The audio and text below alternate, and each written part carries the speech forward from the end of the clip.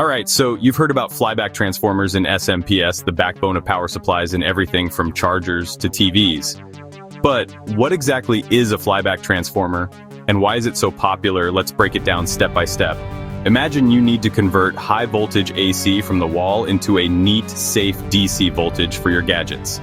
That's where SMPS, switch mode power supply, comes in.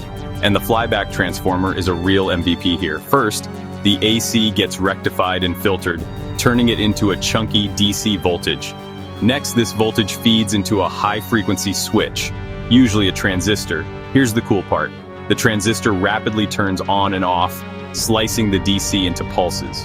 Now enter the flyback transformer. Unlike standard transformers, which transfer energy instantly, the flyback stores energy in its magnetic core, while the transistor is on. Then, when the switch turns off, all that stored energy gets into the secondary winding. Boom! That's how you get your isolated, transformed voltage. Why is this so useful? First, it's super efficient. Second, flyback transformers handle multiple outputs easily, one transformer, many voltage rails. And third, they keep you safe by isolating the input from the output. Whenever you build or troubleshoot one, remember, check for shorted windings, faulty switches, and blown output diodes.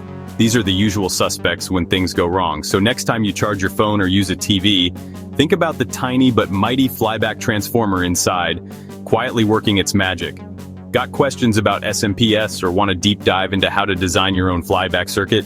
Drop them in the comments. I love helping fellow engineering students unlock the secrets of power electronics. Catch you in the next one.